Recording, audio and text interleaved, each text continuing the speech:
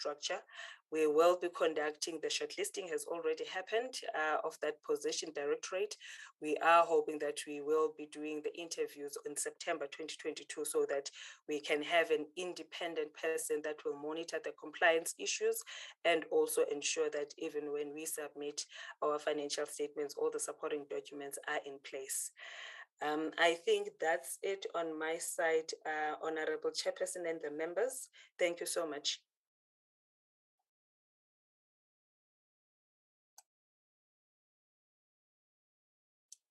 Okay. Chairperson, if you are and the members are agreeable, can I suggest, because we've been through the underperforming branches very extensively in the performance improvement plan, can I suggest that we just ask the DDGs from the 4 branches that we haven't covered: regulatory compliance, oceans and coasts, climate change, and chemicals and waste. Can I suggest we just take the presentations on those 4 branches, and then we will have plenty of time for questions on the areas that we've covered quite extensively. We are guided by you, Chair. I think that is in order. Let's follow that. So it's regulatory compliance, oceans and coasts, climate change, and chemicals and waste, in that order. Thank you, Chair. Yes, thank you. Thank you, Minister. Good day to Honourable Chair, members, and Minister, DG, and colleagues. I will quickly deal with the red and yellow. Next slide, please.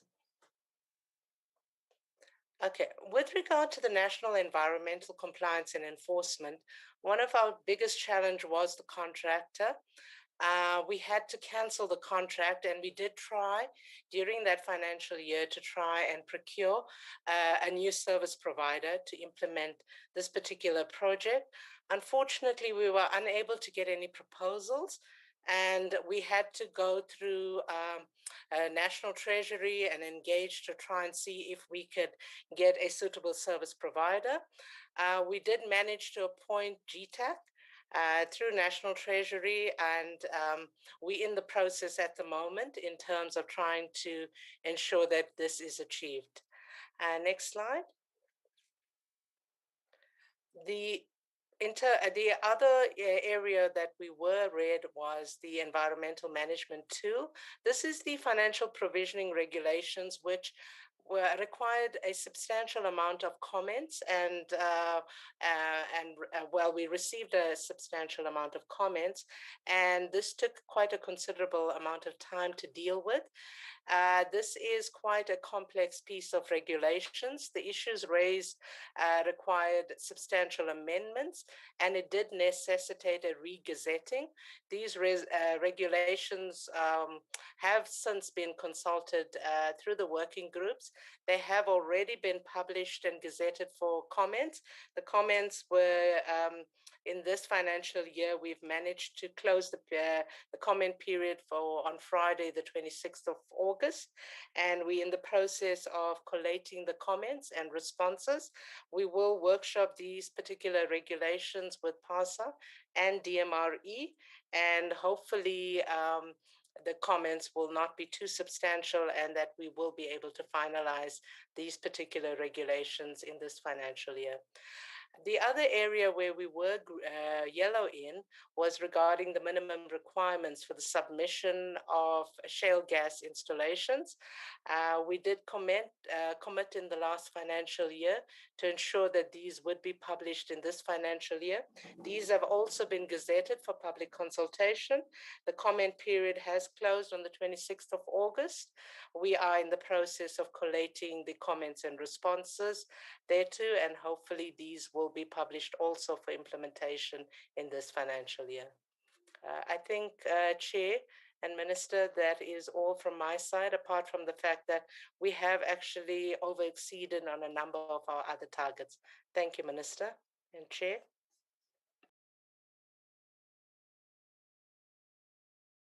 Thank you, Vanessa. Who's next? Oceans and Coasts. Thank you, Honorable Chair. My name is Lisolomzi Fikizolo. I'm trying to put on the camera here. Thank you, Honorable Chair, and good morning to you, and good morning to the honorable members, and good morning to you, Minister, as well as my colleagues and the DG. I will be talking on the red that we had, which is about the master plan, particularly jobs, which were in the main from the aquaculture sector. I would say the issue there was all the statistics, all the numbers were not necessarily created within the department, but rather from the sector itself. And there were delays in submitting those statistics or those numbers into the department. But we can derive pleasure in knowing that at the moment those have been given to the department, and our economist is busy compiling all those numbers. Next slide, please. And the yellow there on the marine spatial planning sector plans was non-participation or delays rather in information from other sister departments. And that really caused delays in finalizing what the branch wanted to develop. And as such, the matter ended up being escalated to the DG's forum. And as we speak, it is in front of the DG's forum for their intervention. And with management plans for marine protected areas, the delay was mainly due to sourcing of funding. Because when we say we'll be developing an MPA plan, we know that it takes a period of 12 months, but due to the delays in the transfer of funds, then it meant that we're late off the starting blocks, but we managed to catch up and finalize in the time that is specified in the report. That is for those two management plans, which is the Child's Bank and the Orange Shelf Edge MPAs that are offshore MPAs in the West Coast. And with the biodiversity management plans, that is our red. That red was due to the fact that the biodiversity management plan rather was to be presented to the consultative advisory forum, and then that caused some delays in terms of finalizing it, particularly the last bit of it where we were to get comments from the public, and those that has been concluded on the 22nd of August, and where we've received more than 300 comments, which we are currently processing. Next slide, please. Am I the only one who lost him?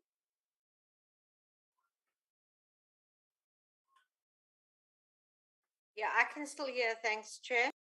Okay, Jack. If we can move back a bit with this one. I can hear as well. All right. And then with the permits, there was an issue with our capacity, which kind of impacted on our ability to process all those permits that we were due to process. Because the staff that was processing those had to also go and do the verification of the premises and facilities and of the applicants. So, but what we've come up with was to have a collaboration process in place where we're working with EMIs, particularly from the compliance unit, as well as monitors from the Oceans and Coast Monitoring, so that they double up, particularly when it comes into inspections. And then we were able now to resolve the problem that we had in the third quarter. And that will be it for my side. And thank you, honorable members and honorable Chair, Minister.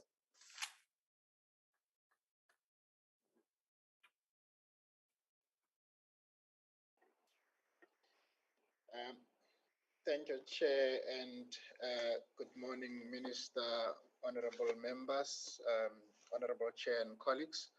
On the climate change and air quality branch, there are two areas that we work in progress. The first one is around the compliance with the air quality ambient standard, of which there were some exceedance. And in this regard, the regulations have been published to strengthen implementation and compliance to ensure that we're able to be within the required standard.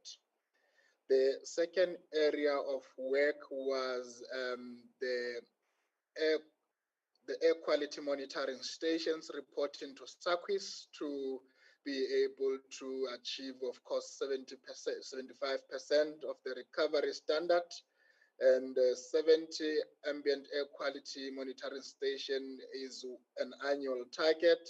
And by end of the financial year, 41 air quality monitoring station were reporting in comparison to the target of 70. And among other challenges included, of course, the issue of funding improved maintenance, the issue of power failures and faulty equipment, vandalization of the stations as one of the key areas of challenge. And of course, one of the corrective measures that have been put in place is to procure and deploy low-cost sensors technology for the monitoring stations, and also explore the partnership working with South African Weather Service to really assist municipalities to achieve improved maintenance. And thus far, we have been working with South African Weather Service to also put together the business case and facilitate engagement with Treasury. I think these were the two key areas, Chair. If you can just go down in terms of achievement, yes, we were at 89%, and those two areas constitute 11% of partially achieved. Thank you very much, Chair, and thank you, Honorable Minister. Thank you.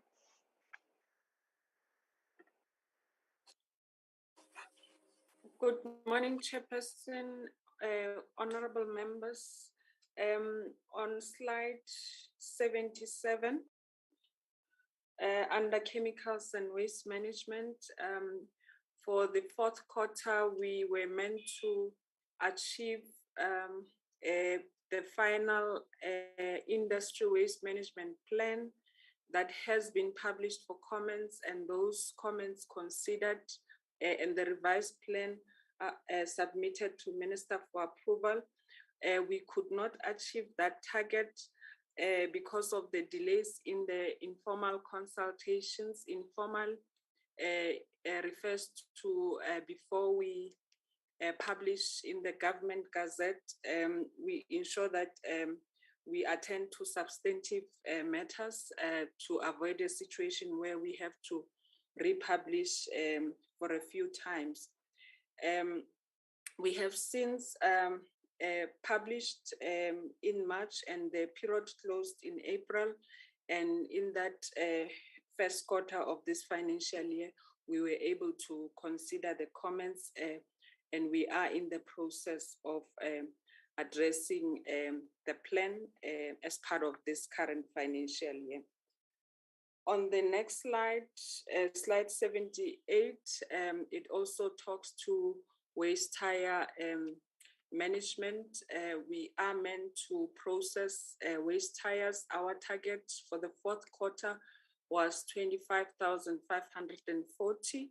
We could not reach that target mainly because of breakages in the machinery of the processing facilities that assist with the processing. Some were able to attend to some partial processing. And in terms of the corrective measure, we are currently engaging with the National Treasury because some of the facilities that can assist us, they need an incentive. And for us to be able to pay the incentive, we need to ensure that we comply with the prescripts because of the financial implications. So we are finalizing that process with the National Treasury. The next area is on slide 79 with regard to the jobs created in the waste management sector. The one program where we are able to get jobs is under the Recycling Enterprise Support Program. We were not able to publish the call to call for proposals in this space, and because we needed to change the process and the confirmation from National Treasury in terms of the grant consultation took time. And by the time we were ready to publish, we were also affected by the advisory because we also make use of the preferential procurement regulations. We have since were able to publish, and the calls closed in July. We are currently attending to the evaluation, and we should be able to create the jobs, especially the support to the SMMEs within the waste management sector. So overall, under Program 7, we were able to reach 82%, and those that were partially achieved, 12%, and the jobs indicator is the one that we could not meet for 6%. Thank you.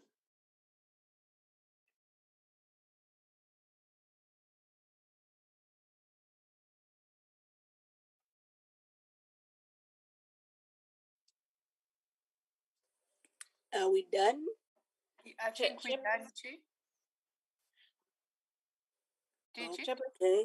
Yes, sorry, Minister, I was proposing that we cover also the financial part for the department, but obviously I think some aspects have been covered. Chair, you will guide. And then the MLRF, it will be the financial part, because the program of fisheries has already been dealt with. So the financial part of MLRF and the department. Let's do that quickly. Thank you, DJ, and thank you, Honorable Chairperson and the members. On the expenditure part, I think I highlighted this area as I was looking at the improvement plan for the finances. Like I indicated, the department spent about 82% in the 2021-22 financial year, whereby we started the year at a very low pace. I think in Q1, we only had achieved 17% for 2021-22, and that resulted in us overall achieving 82%. The main areas or the main programs where we had issues with were mainly Oceans and Coast, Program 3, Program 6 EP, whereby we achieved 71% at the end of the financial year, and also Program 8, Forestry. Then if we go to the next slide, that's where we highlight the expenditure at the economic classification level. We have achieved 76% for current expenditure, and transfers we managed to achieve 97%, and for CAPEX we were sitting at 81% as at the end of the financial year. We have since, Honorable Chairperson and the members, resuscitated and established the CFO forum and the SCM forum for the department, and also for the department and the entities, so that we look at the commonalities and the areas of challenges that we experience as the DFFE portfolio in order to assist in accelerating the expenditure moving forward. So we also discussed the issues of commonalities and how we can improve in our uniqueness of the commodities that we have to achieve as the department. Because if you look at the goods and services, we only achieved 63%, and that is mainly where we can necessarily say is the service delivery element that should be paid under that part. Then if we move to the next slide, I think I spoke to the initiatives and the measures that we have implemented in this year in that will assist us in accelerating the expenditure, whereby we monitor the procurement plan on a weekly basis, and also improving and fast-tracking the tendering processes. We have the bid adjudication committee meetings that are taking place on a weekly basis in ensuring that we accelerate and improve on our processes. And then the last slide, I think that's where we are highlighting that for Q1 in 2022-23 financial year, we managed to achieve our set target of 23%, which was opposed to the 17% that we had in the previous financial year. And also, I think the DG spoke to the areas of concern, the two programs, trying to demonstrate the achievements that we had comparing Q1 last year and also Q2 in this financial year, whereby in EP this year we managed to achieve 20% as opposed to 11%, and also forestry we have improved compared to the 15%. However, we are still monitoring those on a bi-weekly basis with the DG so that we don't regress in the momentum that we have established as the department, and ensure that even in Q2 we try to maintain the status quo and ensure that we improve moving forward. Also, those achievements are also monitored on a quarterly basis in the engagements that are being held between the minister, the DM, and the DG, trying to unblock all the challenges that are being encountered in the financial and also non-financial performance. I think that's about the Honorable Chairperson and the members. For the Marine Living Fund,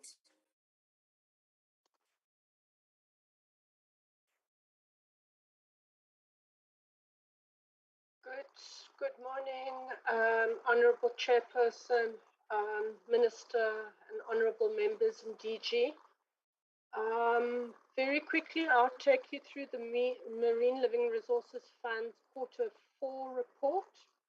I'd ask you just to ignore the 2021 column on the right-hand side, and just focus on the first block. So in terms of revenue received, the fourth quarter actual collection is the third column, 198 million, against the total annual budget of 543 million. So for Q4, we overachieved in terms of collection, and Q4 represents 37% of the total revenue received for the year. If we can go to the next slide. In terms of total expenditure, again, the actual expenditure was 163 million, which was 95% of the projected expenditure, and constituted 30% of the total expenditure for the year. And then the last slide. That just gives us a breakdown of the expenditure per economic classification from administrative costs, inventory costs, professional and specialized services, assets related expenses, with the total capital expenditure for the quarter of 163 million. And that is the MLRF's Q4 report.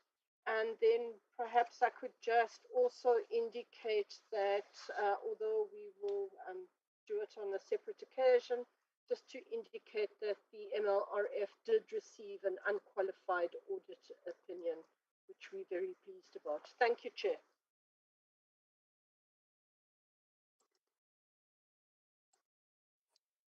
thank you so much. I should think then that brings us to the end of the presentations. I am okay, Minister and DG. It's right, ne? Yes, Chair. Okay, colleagues, can I have Show of hands of colleagues who want to interact with these presentations.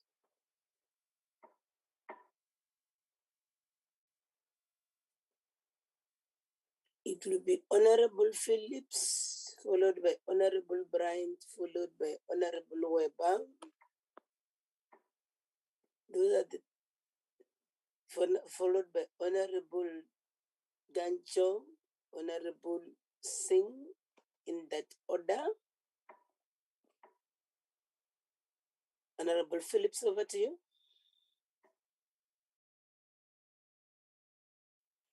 Thank you so much, Chair, and thank you to everyone for the presentation. I'm going to leave my camera off because my signal is not amazing either. I have a number of questions, and the commentary that we got from the department or from our portfolio colleagues had some of the questions in it, so I'm not going to cover those. I just hope that the department will address those ones. That was regarding the lower KPIs, the supply chain management, which seems to be ripe for corruption, the duplication of programs, and then in the financials, I read a comment about the erstwhile resignations of people in the supply chain management. What I'd like to know is, was there any disciplinary action instituted against those people? If so, how many? And were there any criminal cases or criminal complaints opened against them? The environmental programs that are not performing, that is frightening, because that's what this portfolio is for, and that's what the department is for. The CFO's office for the proper reporting, it concerns me that after so many years, we're still not getting reporting done in the proper format.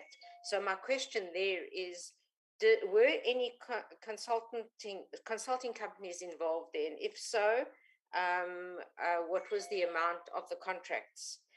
Then there was quite a high cost there for accommodation. And I'd like to know that cost. Does that include the accommodation that is being provided in the chalets in the Kruger National Park for staff and contract workers?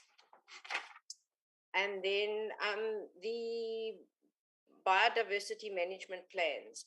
These are absolutely critical, and they're not being met in the two of our species that are really on the brink of extinction.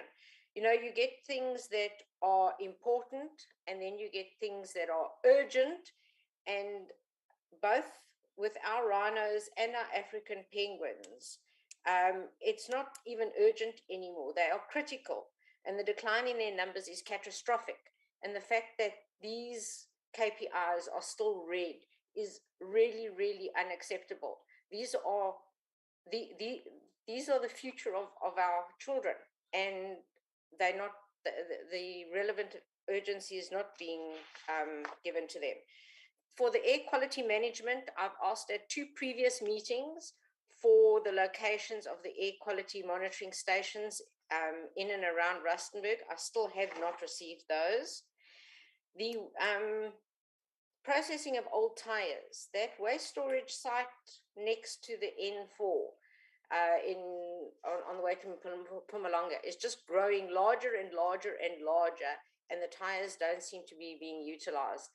So recycling is one of our critical responses, not only to unemployment, but also to the shortage of the landfill availability. Yet it seems to be the area, one of the areas that is really being neglected. So I would really like to see a faster movement on the recycling, and then on the biodiversity management plans for our rhino and the African penguins. Thank you very much. Thank you so much, Honorable Phillips. Honorable Weber, over to you. Is it okay? Because Arnold Bryant was before me. Is that fine, Dave? Okay. Can you hear me, Chair? Yes, I can. My apologies for not putting my video on. Chair, I just have one or two questions. I think the first thing is I would like to iterate with Councillor Phillips regarding the sincerity of the rhinos and the penguins. I don't think in general with many of these things that a KPI and a BMP and a plan and everything is the enforcement. And I do believe that we need to consider where we stand with rhinos and penguins that are ordinary, normal to do emergent plan or a crisis plan that can immediately be executed, because this takes quite a long time to do all these things, and then the execution and the training and the enforcement. And while we're doing all of these, unfortunately, these animals are disappearing. So I am asking that we do something immediately on the ground, whether we call it emergency or crisis plan or whatever, but going down to the ground and effectively combat these two, these more, but specifically the rhino and the penguins. So my question, the one is on the environmental programs. I'm very concerned about the environmental programs. I have a specific question there.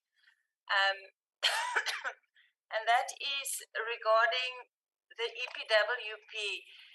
You talk about you getting entities to pay for them and everything. So my question is a specific case of the Rhodopla Dam, where we have EPWP workers. Are they still working there? And then if they're still working, how effective they are, because next year is the regatta, the international regatta, and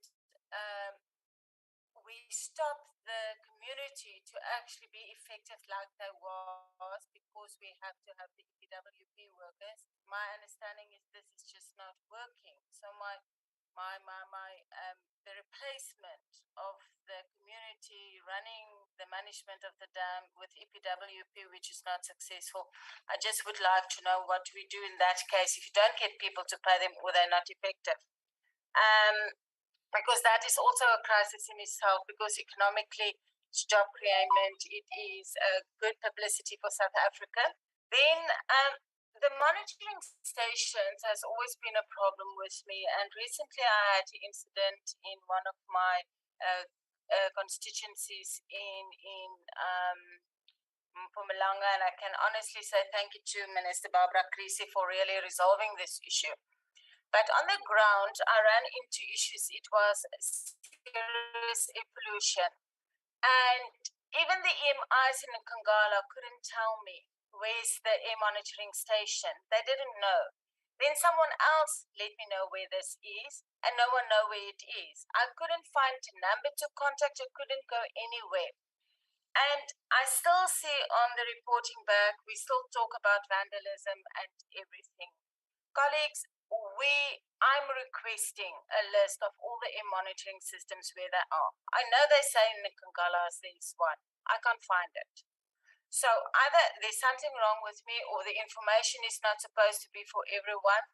But one of our major problems is the ineffectiveness of our air quality monitoring centers. I don't say that you haven't tried to put them up, but every time it's vandalizing, or this is not happening, or this is not happening, again, we come back down to the fact that air quality is a problem. So can we please maybe have to the committee at least where the air monitoring systems are, whose the contact number is, because in Mpumalanga specifically, where it is supposed to be for every municipality, this has moved to the 3 districts that is there, and they're non-existent. Then regarding the EPW programs and the environmental programs, the EWP program is not the only environmental program. Can we have a breakdown of all the EP environmental programs that there are, and a breakdown on each of them of their performance, so that we can see where the problem is specifically? that is if I can refer to Roodeplaat again. And then I want to ask, I am under the impression that the CBD is also part of the environmental programs, or was. So can we have a program of all the a breakdown of every single environmental program that we have and of each one's performance regarding expenditure and the performance of them all? Thank you very much.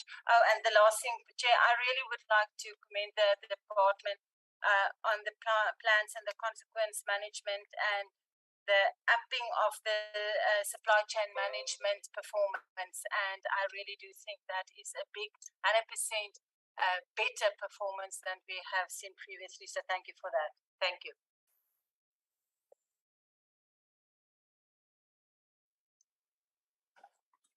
Thank you, Honorable Weber. Honorable Bryant.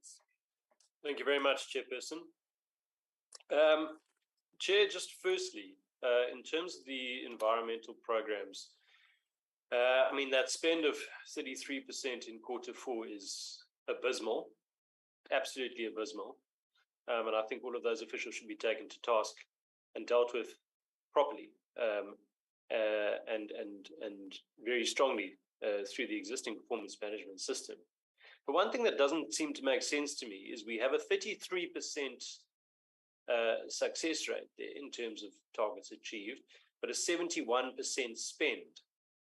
If I can get some clarification as to how that works, because something there doesn't seem right to me.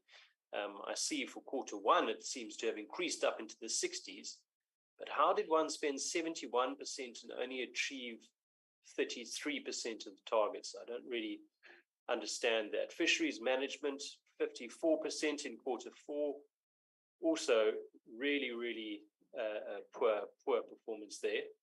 And if that one compares that with the successes that are being trumpeted around fisheries management, and we look at a 54%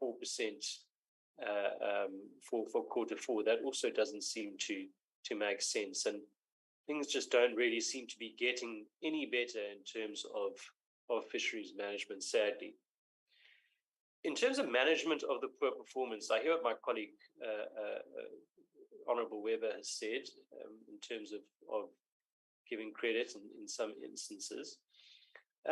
But what I'd like to find out is in terms of managing that poor performance.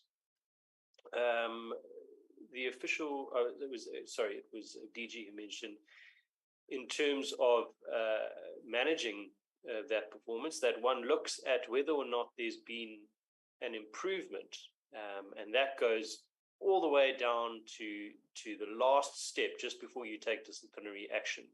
You then look and see whether there's been an improvement in the performance. How much improvement is required in order to avert disciplinary action? So I'm saying again, how much improvement is required in order for that official to avert disciplinary action? Is it 1% better, 0.5% better? Is there a barometer to say, well, this person has achieved a significant improvement, therefore we're not going to take any disciplinary action against them? Or can they avoid that by improving by half a percentage point? In terms of this proposed interim payment plan for the environmental programs, it seems a little bit concerning to me, to be honest. This kind of hybrid e-wallet slapdash system that's being looked into. If I was a worker, I wouldn't have a heck of a lot of confidence in terms of that, and ensuring that I get paid at the end of the day. So I really think that needs to be really properly consolidated and nailed down in terms of how these staff are going to get paid for these environmental programs. I don't think anybody is going to be happy with the system that's still kind of in progress and being cobbled together. Has the department been meeting with private rhino owners in terms of the development of these plans that were mentioned? I know that many of the private rhino owners have mentioned that they are in the dark when it comes to a lot of the plans that are being put forward, and that they're not getting the opportunity to consult directly. Are these meetings now taking place? Because I do think that's a very important aspect of developing the plans. And what actually specifically has caused the delay in that Rhino management strategy? I hear that it was delayed, but what was it that caused that specific delay? Tender 1590, certainly a massive failure, unfortunately. And one can blame it on tender processes, etc. But it is a failure of the department, unfortunately. This should have been something that was foreseen and planned for. I'm glad to hear that some of the right noises are now being made in terms of effectively devolving some of the authority down to more localized areas. But it put the jobs of thousands of people at risk. And it really is something that should never have happened. I know that we are going to have this item served before our committee in a couple of meetings' time, so I think we can get the specific details at that meeting. How much money, and maybe Ms. Benderman can assist with this, how much money has been spent by the department in terms of litigation? We're talking about particularly projects that have consequences. FRAP, for instance, the litigation that's taking place there, and how long is that appeals process, that litigation that's going to continue for a while? Is there any expected sort of estimate of how much that litigation is going to cost the department and ultimately taxpayers? The Aquaculture Bill. Where is this really at the moment? We keep hearing mentions around it, but we have also heard that there are a number of disagreements internally around the makeup of the bill, certain racial targets that have been put in place, for instance. There's disagreement around that.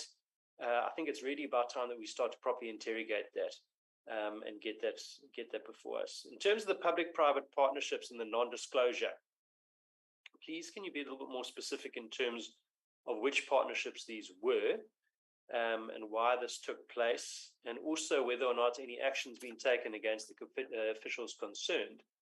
The overstatement of capital projects completed is another one. How does one overstate the number of capital projects and think that that's going to be okay? It's the equivalent of telling the teacher you've done your homework and you haven't done your homework. It's really not something that we should be seeing. And again, I hope that action is being taken from a performance management and a disciplinary point of view there. What do you mean in terms of going out to market for marine protected areas? Surely this is a function of government. We have marine protected areas such as the Table Mountain National Park Marine Protected Area, which was declared in 2004, 18 years ago, was supposed to have been implemented within 6 months, and it still hasn't been finalized. What's going on in terms of that? How can we have confidence that this new plan is going to work? So what do you mean in terms of taking those to market? Tender process and supply chain management are a central challenge. It's a central issue it runs as a common thread throughout so many of the presentations that we've seen, and it really is something that's a consistent failure, and it has to be addressed. These small achievements, where SCM and tender process are done correctly, aren't things that we should be celebrating and popping the champagne for. Those are things that are supposed to be taking place in any instance. As they say, you don't praise a fish for swimming. Ms. Benderman, in terms of regulatory compliance, that first tender that was cancelled for the bad work and non-compliance, has this contractor been blacklisted so that we don't end up with a situation that they come back on and delay our processes again? Mr. Fikizola, in terms of oceans and coasts, I see we're supposed to create 1,200 jobs.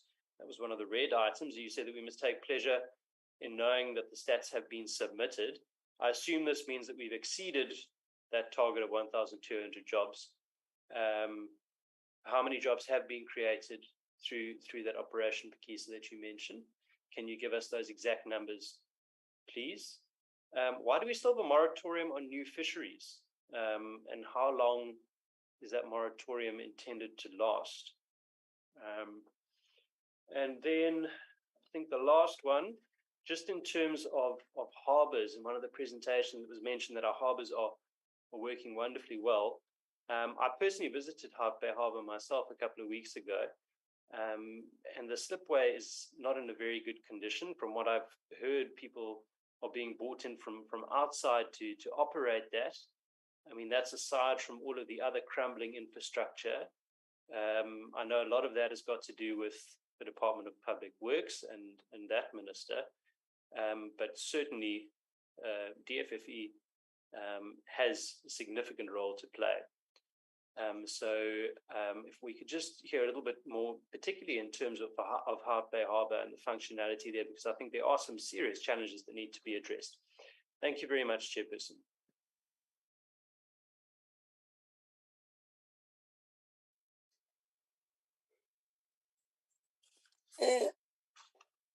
Next is Honorable Gancho. Thank you, Chairperson. I'm going to request that I switch off the video for connectivity. Thank you, Chair. Let me appreciate the presentations that were made. I have just few questions. Under administration, it's mentioned that there's over expenditure of 9.2 million. And my question thereof is, what drove the over expenditure between office accommodation and salaries, and why? And also, Chair, one of the committee resolution had been for the department and entities to develop a unified awareness program where they will reach out to rural and township about career and bursary opportunities in the environmental sector. How far are the department and the entities in responding to that directive? Second, under oceans and coast, I just wanted to ask the department which municipalities are roped in to carry the MPA management responsibilities, and are they capacitated to fully execute that function? And I think the last one, Chairperson, is on the climate change and equality. What does the department expect from coastal district municipalities after training them on the coastal risk and vulnerability tool? Are they committed personnel and funds to use the tool? Because the reason why I'm asking this, Chair, our concern is that many unfunded responsibilities are dumped on municipalities and they may never be implemented. Thank you, Chairperson.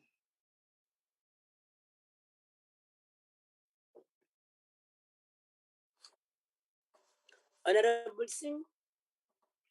Thank you very much, Honorable Chairperson. Sorry I was not with you at the beginning of the meeting. I had a few connectivity problems, but greetings to you and the Minister and everybody that's online.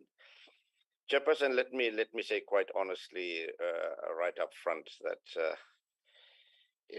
this is the first time that I've been dismayed and disappointed with the department in terms of what they have been telling us and the dismal performance of some of the branches. And whilst we have heard the reasons for that, I think it's a cause for concern. But I think the light at the end of the tunnel is the interventions by the Minister and the Director General in getting everybody together. And even before I go into specific questions, I'd like to suggest that perhaps those red branches, those branches that have been flagged, as below 50% in terms of performance, need to be called back by us in a matter of a month or so with the DG and the Minister to tell us exactly what progress is being made to ensure that resources are being spent efficiently. That brings me, Honorable Chairperson, to the issue of setting targets. And I've said this in other committees, and I'm even saying it here, that departments set targets, and sometimes one wonders what informs these targets, because I noticed that there's been a reduction of some of the annual targets, and one can, and I'm not saying this has happened, one can manipulate targets, to make it 2 instead of 6, and say at the end of the year we've done 100% in terms of KPI. So I would just like to know what informs targets. Is it informed by needs on the ground? Is it informed by what are the imperatives our targets set? Then on the question of the oceans and coasts, I think, Honorable Chairperson, the issue of these marine protected areas. I mean, I was on the committee a few years ago when, we had an announcement by the then minister of a number of marine protected areas, and it's a good thing to do because, I mean, we want to conserve the environment and the oceans and fisheries. But I think it was more as a result of pressure, from us trying to set international standards. And I hope that's not the case, because, how many of these MPAs are functional, and how many of them are we maintaining what we are supposed to do?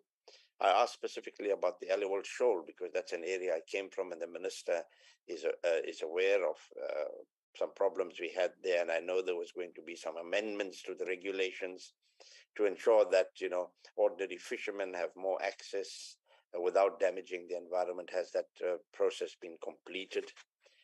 And then on the question of climate change and air quality, when even looking at the climate change bill, one finds that the responsibilities that we intend placing on municipalities might be a bit overbearing for them, in terms of the fact that funds won't follow functions. And can we just have some clarity on, how we are going to approach this? If these department branches are not performing well, we at a national level, and now we want to pass on responsibilities to local government, and we know the state of local government. How are we going to manage this? I think my second last question would relate to forestries.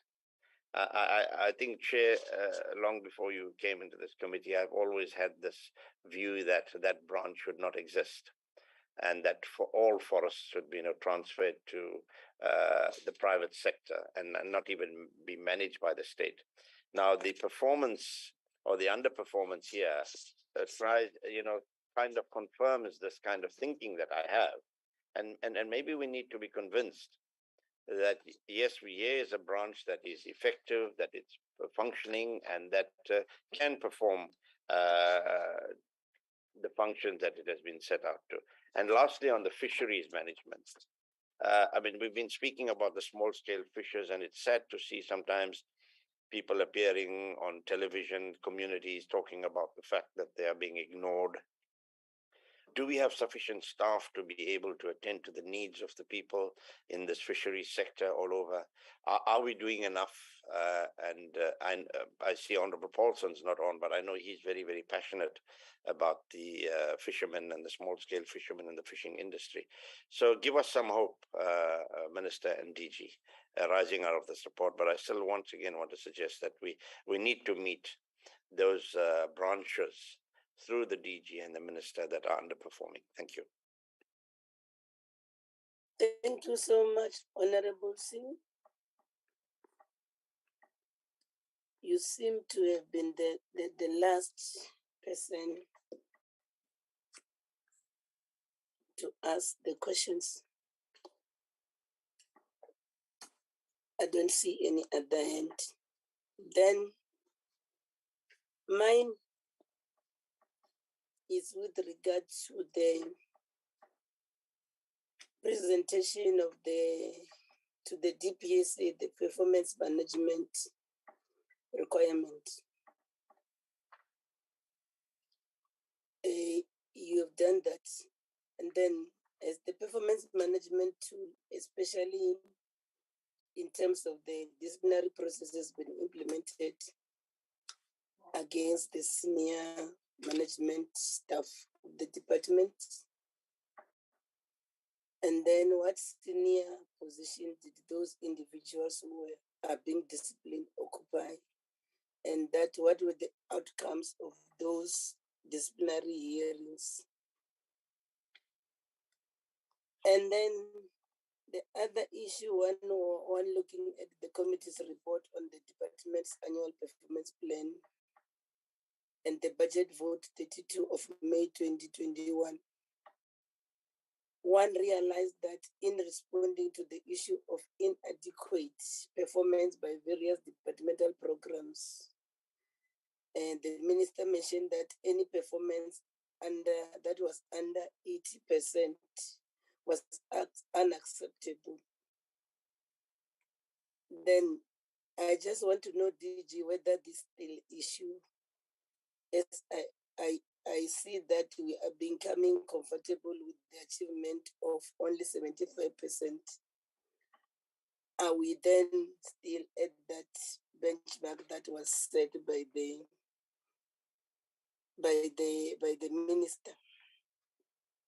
The other colleagues have raised the issue around environmental programs, and then we note what we have been that has been done. But I should think all of us we should be very much concerned about this, because though you are busy attending to the compliance, supply chain management, it now sounds like it's a broken record, and our communities, they are looking at us that we need to contribute towards fighting poverty, unemployment, and inequality. One is of the view that much more needs to be done. It's either it's your project planning, but we understand the fact that you are saying as and when you phase out the existing contractors, but I should think much more needs to be done so that we don't then find ourselves underspending the budgets that have been provided to us. We attended the other meeting where this issue of underspending was raised. And then I think we were directed these committees to also look at that, to say departments must then come clean to us and tell us what are they going to do, because it's really an indictment to us also as the committee to fail to do oversight. When budgets, we allocate budgets at the end of the day, then they didn't get spent. So those are the issues that one wanted to seriously raise. Maybe depending on the answer and the time, then one will be able to follow up on some of the questions that colleagues have raised, especially the issue that the colleagues has also raised with regard to the fishery management, because I think it will be key and prudent for us to also understand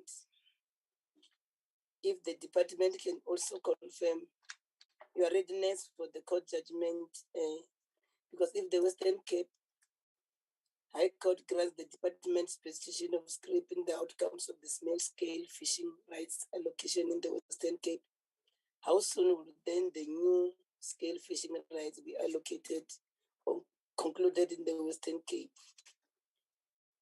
And then on that one as well, one wants to get an update on the removal of sunken vessels, dredging, repair, and upgrades to slipways, shore crane replacement, and including the civil and electrical infrastructure repairs. These were all supposed to have been completed by 2020. So the other issue was with regard to an outstanding matter on the operational budget to cover the mandate of the Department of Public Works and Infrastructure and this department, so that there are no unfunded activities or nothing falls through the cracks in the harbour management and operation. In line with this, there was going to be a joint plan to manage the harbour, including all its activities.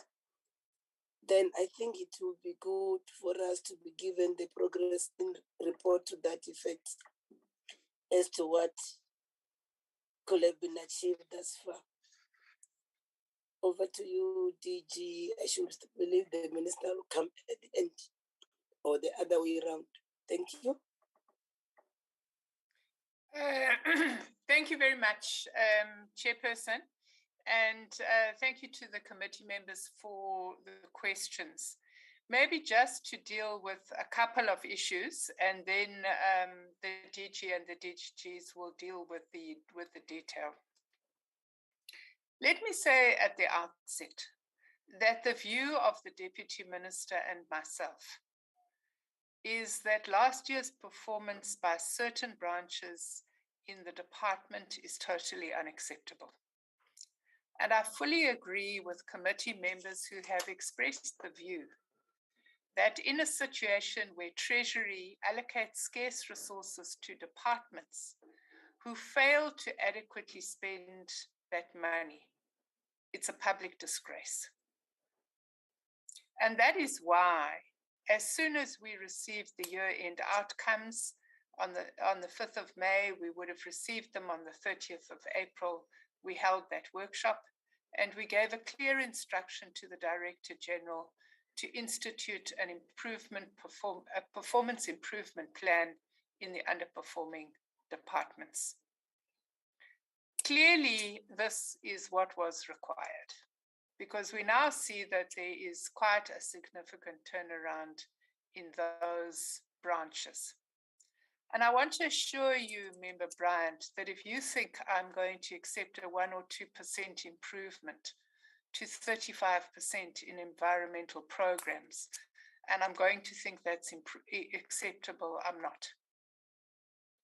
So I think we very much welcome Honourable Singh's suggestion that those underperforming branches appear more regularly before this committee. Because all of us who are elected public representatives have a public responsibility to ensure that government delivers on what it says it will deliver. We are taking the necessary administrative actions, but clearly a little bit more help from the public legislature would be most welcome. And I would want to support that.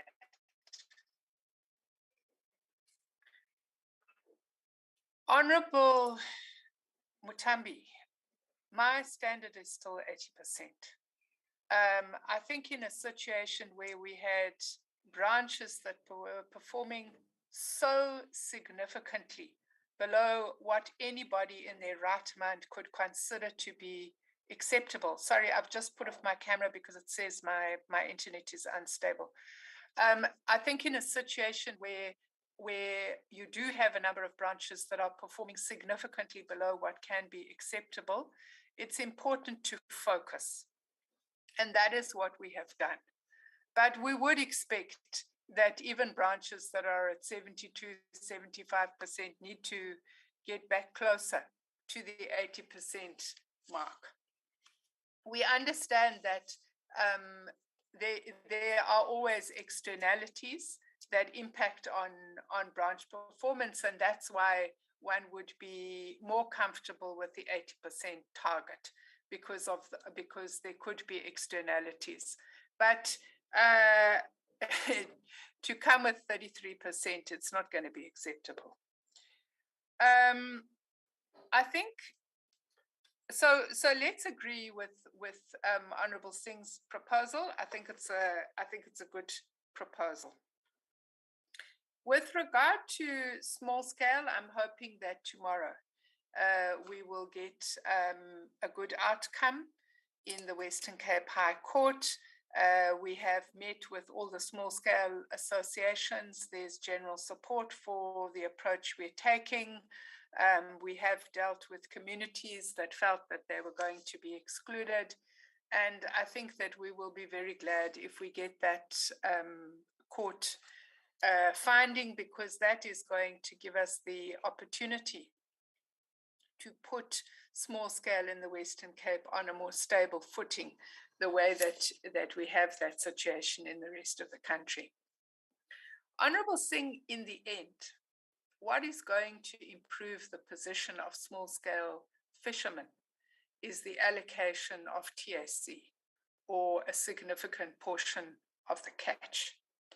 And you would know that we have made that decision with regard to squid. We have been challenged by the commercial sector. That matter will go to court and the courts will decide. We had also indicated that when the FRAP process is concluded, we would want to be allocating TAC in terms of hake handline and in terms of lionfish to the small scale sector. And those matters remain on the agenda. And I believe that it is this allocation of TAC that is going to represent the only sustainable solution to the problems that small scale fisher persons have. Because at the moment, in many instances, the catch is not viable. And it's really an access to a viable catch that is going to deal with these processes. With regard to the issue of penguins, I can say that the Biodiversity Management Plan is complete. It's out for public comment. I can also say that we will shortly be making an announcement with regard to the issue of island closures. And I agree with the honourable members who are urging officials to deal with the issue of penguins in an expeditious manner, that this situation is extremely serious and does need to get a lot of attention. With regard to the monitoring stations and with regard to the performance of local government in air quality, we have taken a proposal to MINMEC that in instances where provinces fail to adequately attend to issues of air quality, this matter should be devolved, where local government fails to deal with matters, that this matter should return to provinces, who are the authorities from whom this power was devolved. We are in discussion with provinces on this matter, and we are prioritizing the Highveld priority area and also the Vaal area, the two priority areas. There are, as well as the Durban South Basin. I think those would be three of the significant hotspots. So we are prioritizing those areas for attention by provinces. And also, of course, these would be areas where SAWS is also trying to raise, well, in fact, has raised the money from us for a 3-year program to fix up the air monitoring stations, because we recognize that these are the areas where there is a significant difficulty that really needs to be properly addressed by government at every level. I don't know what litigation there is around FRAP, Member Bryant. We are in the appeals process. I don't have any litigation in relation to FRAP on my desk. But maybe you are hatching litigation that I don't know about, so I'll see it when it comes.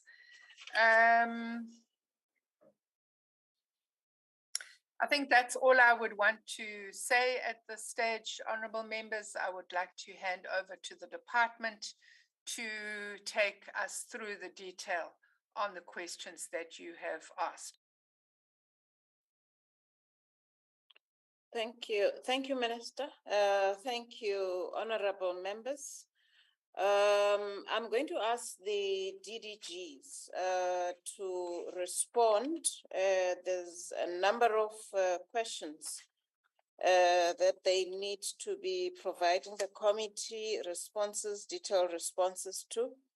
I am going to come back and deal with the issue of our setting of targets and the accepted level at which when interventions are implemented, what is the accepted level? And I think Minister has made it very clear. It's a question from Honorable Bryant and also from the chairperson. As a department, we're maintaining the 80%. 75% is a guide that we get from DPME, but we have maintained that 80% should be the actual performance, and we are still aiming to deal with that. We're still aiming to achieve the 80%. So I will come back on some of the issues that have been highlighted. With your permission, Chair, can I request the DDGs to respond to the specific matters, and then I will come back at the end. Thank you. Yes, let's get the DDGs to respond. Maybe we can start with B and C, Chair. Thank you very much, DG. Good morning to the committee minister and colleagues. In respect of the rhinos, I need to indicate that we just completed review of the 2013 Biodiversity Management Plan. And as part of that... DTG, are you having connectivity problem? Not that I'm aware of, Chair. Am I audible now? Put your video on the, like what the DG and the minister have been doing. Okay, thank you. In case my network is unstable, I will switch off the video. I needed to indicate that in respect of the rhinos, that we have completed the review of the BMP. It has highlighted areas that we need to focus on in respect of areas of improvement in respect of biological management. As part of that, what we have also done is to take stock of all the rhino-related initiatives that we have engaged on since 2013. This will include the outcome of the Committee of Inquiry, which you are aware of. It made about 5 recommendations.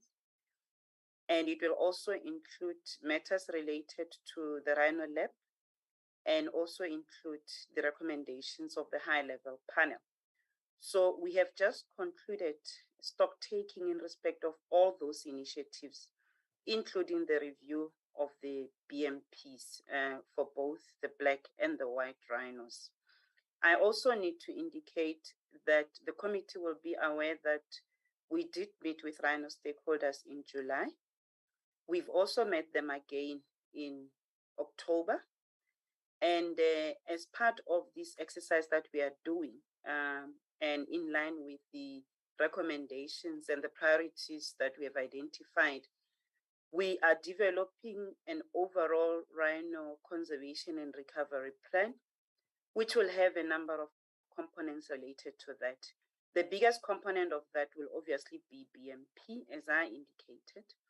We will be looking at matters related to enforcement and compliance, matters related to demand management, and matters related to how we then build partnerships and create a relationship with rhino private owners.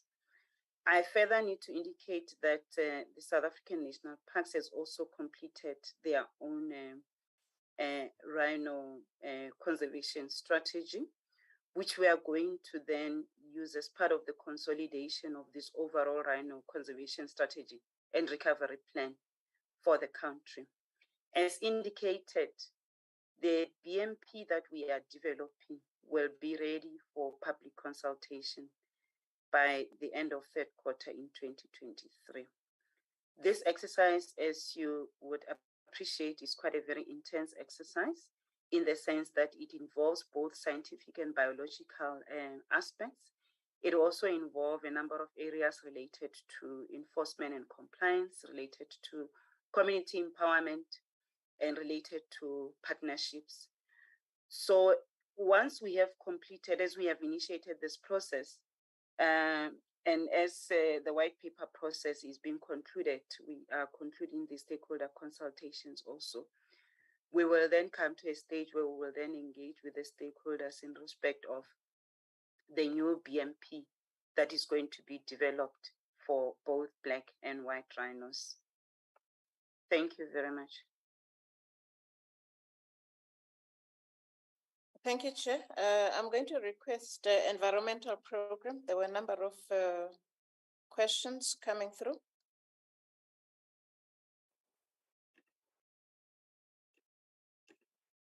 Thank you, DG. Good day to the Minister, the Chair of the Committee, and the members. The first question that I'd like to respond to is the question from Honorable Phillips. And for me, it's starting off with an acknowledgement that, there's no way to justify the poor performance of the branch. I would, however, would like to just highlight that 2020, 2021, and 21-22, in particular 21-22, were significant years for the branch in that what the CFO and the DG alluded to, that there was a change in the manner in which we were working with our service providers from a contracting perspective. So that changed from the advance payment to the order-based system where we're paying for actual goods and services delivered. As indicated earlier, there was possibly an underestimation of the work that was involved in the transition, but also I'm not going to repeat what the DG had highlighted earlier in terms of the cancellation of tender A1509, which was the big NRM tender, the Natural Resources Management tender. And that cancellation had implications in terms of what we were able to deliver in the previous financial year. I would also like to highlight, as per comments from the DG, that there are plans that we are implementing as a branch, basically re-engineering the branch in terms of making sure that there are systems in place that allow us to deliver as expected, that we're building the capacity, the project management and contract management capacity, which also relate to various findings against the branch by the AG. So it's for me, it's just highlighting that, even though we are not justifying or defending the poor performance, there are actions that we are taking at the level of the branch to make sure that we strengthen our ability and systems to deliver. In terms of the question by Honorable Weber, I would like to just say that in terms of Rode Blood, there is a process that's currently unfolding to appoint service providers for the clearing at the dam. And in this regard, we are working with our stakeholders, for example, Rowing SA, in terms of just making sure that while that we are awaiting the conclusion of that process, that there is some form of clearing that is happening at the dam. So there is no team that is currently active at this point, but we expect that we would have a team latest towards the end of September or early October this year as the processes are concluded. In terms of the question that relate to provision of more detail in terms of which of the working for programs are not performing, we will be able to provide that information by updating what was, because previously we had made a submission just providing the scope of the working for programs, and that information will then be updated in terms of where are the issues of concern when it comes to performance and underperformance. In response to the question by Honorable Bryant, with regard to the possible misalignment between the expenditure and the performance, I would just like to highlight that in terms of how we report on performance, in terms of achieved where we've made 100%, and also performance where it's work in progress, but also areas where we have not, where the targets has been missed. So in that regard, even though the branch achieved 33% in terms of 100% performance in line with the target, so we were in that regard, we would have met or exceeded performance. But it does not necessarily mean that there was no other areas where there was performance. For example, we incurred expenditure in areas where are indicated in the performance report as work in progress. So in those areas, for example, on follow-up clearing and other aspects of our APP, there was expenses or expenditure incurred while we were executing those projects. Even in the areas where we were off target, for example, the initial hectares and the training, there was work that was happening on the ground. And when these three areas in terms of what was achieved, what was work in progress and what was off target, all then comprise or when consolidated relate to the 71% expenditure. On the issue of the Nedbank system, the system that by Nedbank has been in place with the department since 2020, and it's a preferable system. And I'm just mentioning Nedbank, but previously there was a process that was in place with Postbank. It allows us as a department to be, if for lack of a better word, in control in terms of the timeliness of stipends, payment of stipends to the participants. And at this point, it's not a system in this mode of payment. It's not a system that is applied across the branch, but it is applied at points within, for example, in terms of where we are doing in-house project management and also certain infrastructure projects. So in those instances where we're not paying through a Nedbank, the payment is done as usual through the appointed service providers. I think from my side, those are all the questions, Dichi. Thank you. Thank you, Dr. Mkhize. We can move to Forestry Management.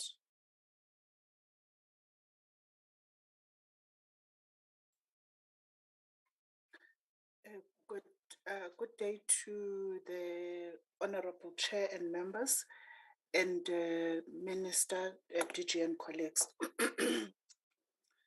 In terms of forestry, we have noted and the low performance in terms of the branch, and we've looked at how we will try and make sure that we are able to perform going forward. And in terms of the question specifically raised on the existence of the branch and the possible transfer of these plantations such that we do not manage them directly as the state, the department is already executing that plan through the work that is being done in the Commercial Forestry Master Plan, where we have already identified a number of plantations that are earmarked for the transfer. And we have already committed on a catch-up plan to make sure that the plantations that are due for transfer are being done. We've also had discussions with the relevant sister departments that would then assist us in making sure that the transfer is possible, such as the Department of Land Reform and Rural Development, to assist us in terms of a collaboration on conflicts with communities and also with the Department of Traditional Affairs. So I think from our side, we have recognized the need to make sure that these plantations are transferred, and we have started with that process to make sure that there is fast tracking of the plantations to be managed elsewhere, so that as a branch, we can then start to focus on providing the sector leadership, the policy development, and also the enforcement and compliance functions as required by our National Forest Act. Thank you.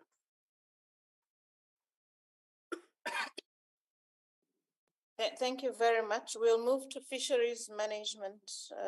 DDG.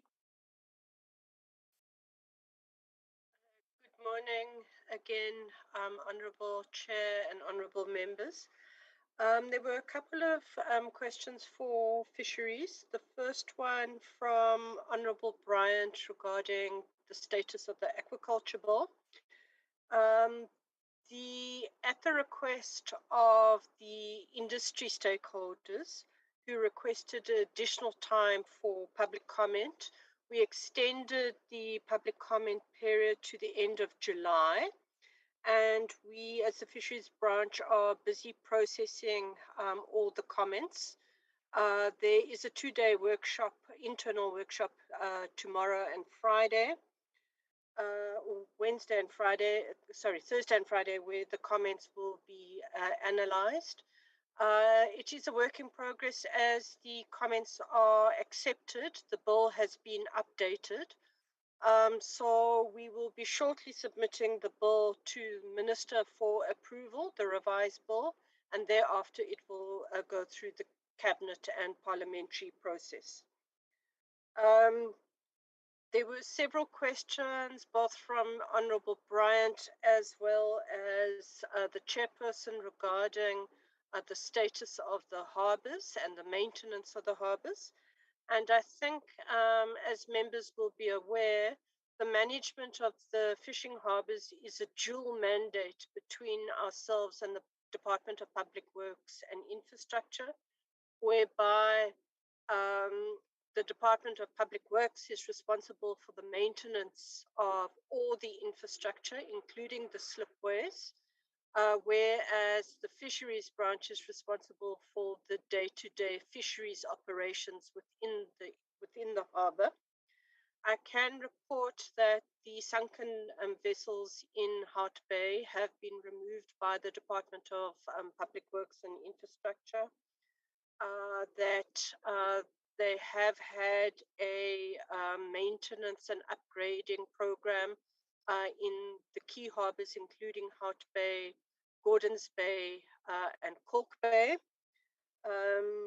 However, Hart Bay remains a concern for both departments, as there is as the Public Works upgrade the infrastructure, there is quite a lot of vandalism. So we are now looking at increasing the security and access control to Hart Bay in particular. Then Honourable Singh and Honourable Bryant also asked about our readiness to assist with the small scale. I think Minister has indicated that we are anticipating a favourable outcome in tomorrow's judgment.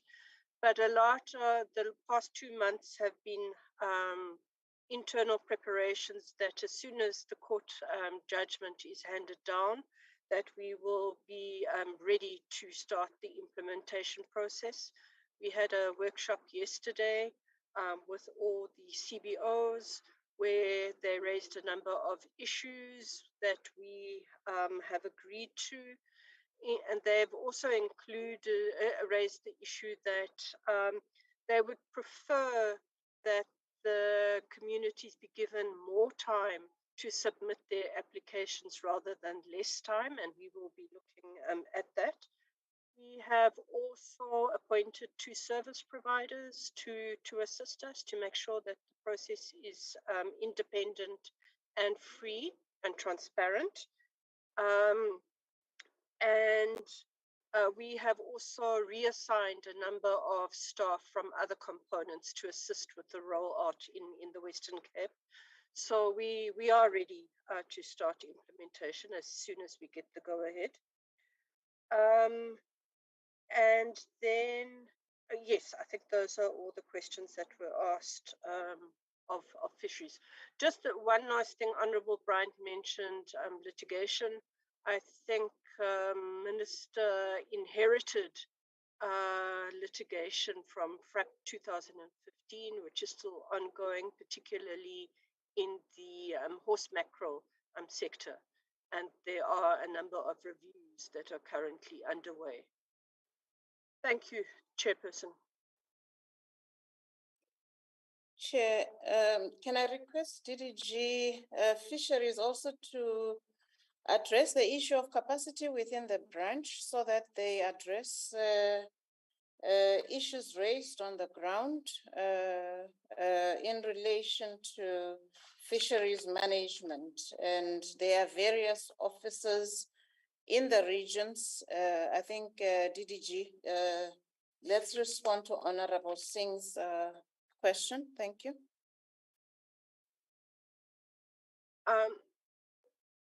Thank you, DG.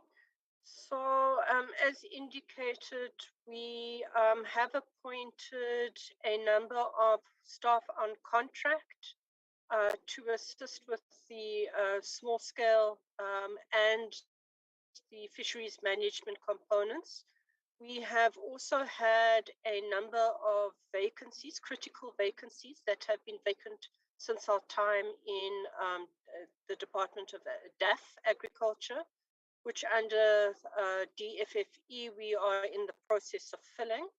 And we are also appointing various people, especially those critical scarce skills on contract where it is funded through the MLRF.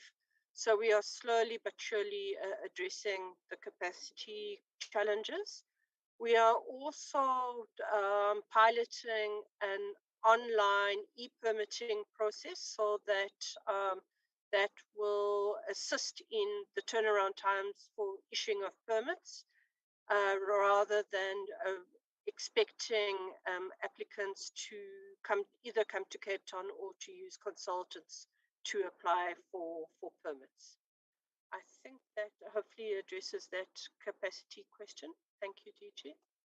Thank you, Honorable Chair. I'll hand over to the CFO first on administration. There's a number of issues that were raised, and also to the DDG CMS, just on disciplinary matters, but also on our outreach.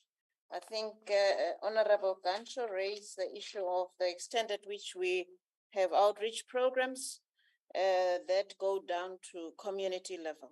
Thank you.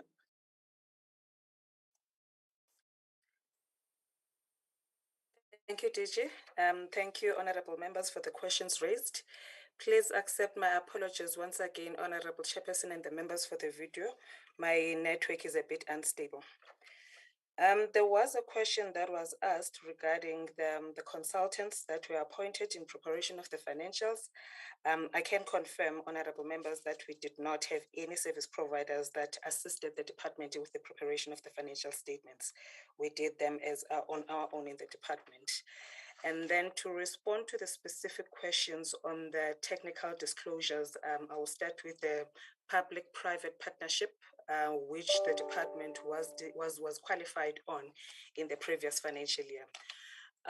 This, honorable member, relates to the partnership that the department entered into with a private party for the design, the construction, the operation, and the maintenance of the department office accommodation, which is our environment house.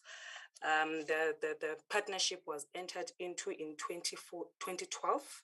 That was the initial construction, and then it was handed over to the department in 2014. As the department, we have been reporting and accounting for it in a consistent manner. Nothing changed even in the previous financial year. However, last year, AG had concerns with the manner in which we are accounting for certain technical line items within the disclosure note itself. As a result, as part of our audit action plan, we had engagements with the AG, with the P technical unit within the National Treasury, and also with the private party, whereby we had to explain and take AG through the base model that was specifically created for the department. And as a result, we intensified the manner in which we disclosed the financial statements. However, there were no errors that we had to rectify, meaning we did not effect any prior error adjustments in our financial statements. The balances that we disclosed in the previous year will remain the same, as the opening balances for the year that was under review, which was 2021-22 financial year. However, we had to expand on the note itself, and that resulted in the department having to clear the qualification item in that regard. So it was a matter that was previously raised last year. However, after extensive consultation, because triple P on its in nature is a very technical space, that's why we had to involve the people that are dealing with those from National Treasury. However, the matter has been cleared, and as a result, we are not qualified in this area.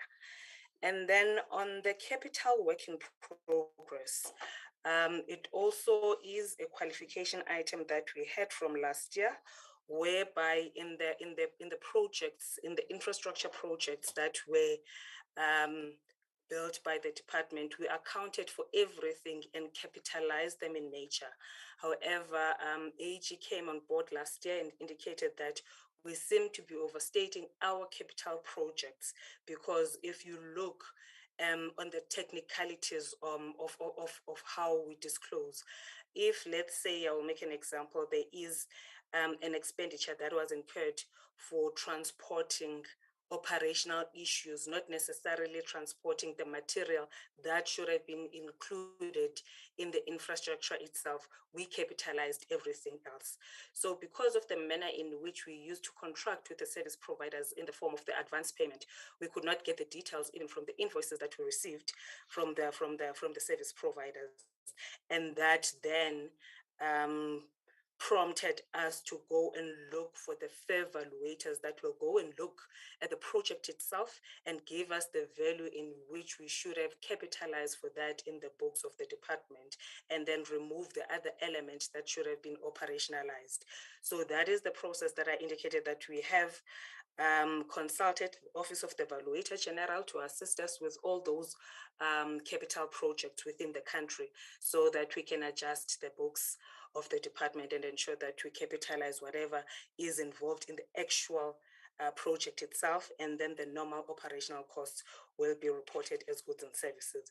So that's the process that I alluded to earlier on, which could not be finalized during the audit process, and we are monitoring it in ensuring that we finalize it in this financial year. And then on the issue of the transfer payments to the MPAs, we signed MOUs with the MPAs in the past, of which they are expiring now in 2022. When we in the past, National Treasury granted us an exemption and said that we should continue, or we can continue with those transfers without necessarily following the normal SCM processes. However, this year, when we requested, last year, 2021, when we requested for an exemption once again, because it was expiring now, when we requested to renew or to get another exemption, the Office of the Chief Procurement Officer indicated that it's not a matter that should be granted by them, because from what they regard, as much as they are appointed or they are legislated MPAs, but it doesn't necessarily mean that in other parks that are surrounding our areas, that service cannot be done. And for us to be transparent and open, we need to be seen to go out to the market so that we don't close other areas. So that is the part that we're saying that National Treasury did not approve in this financial year. However, that resulted us, therefore, in ensuring that we make use of our entities, in ensuring that we continue with other payments that are within our boundaries. But for other areas, we are still in engagement with the OCPO in ensuring that we don't get to be paralyzed because of the policies and procedures that we have as government. So, and there's another question that was asked regarding the overspending. The department, we did not overspend. We did not incur any unauthorized expenditure on any line item. I think on the compensation of employees, in the presentation, it's seen as if we exceeded the 100%. It's mainly because the overall included even the operation Pakisa, that we had an agreement with National Treasury that as and when we are making the payments, they are reflected as compensation of employees. However, by the end of the financial year, in the in the year-end shifts environments, we had to ensure that we rectify that part, and therefore, as the department, we did not incur any unauthorized expenditure in the 2021-22 financial year. Thank you so much.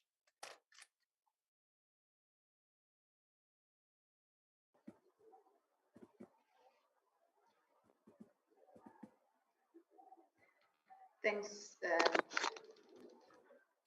Honorable Chair, Minister, and colleagues and honorable members. In terms of the resignations, overall as a department, we had 67 resignations, and this was for the whole department, not necessarily SCM. For those that which had disciplinary processes in SCM specifically, only 2 officials were disciplined. 1 was dismissed, and 1 was actually given a sanction of 3-month suspension without salary. So we did not have resignations that which were linked with disciplinary processes. In terms of awareness sessions, we had 4 awareness campaigns that which were planned according to the thematic areas of climate change, environmental programs, Operation Pakisa, as well as FREP. In these operations, we have reached a number of schools as well as the overall community. But relating with these particular awareness sessions, we include both the thematic areas and also promote the services as well as bursaries and interns that which the department offers.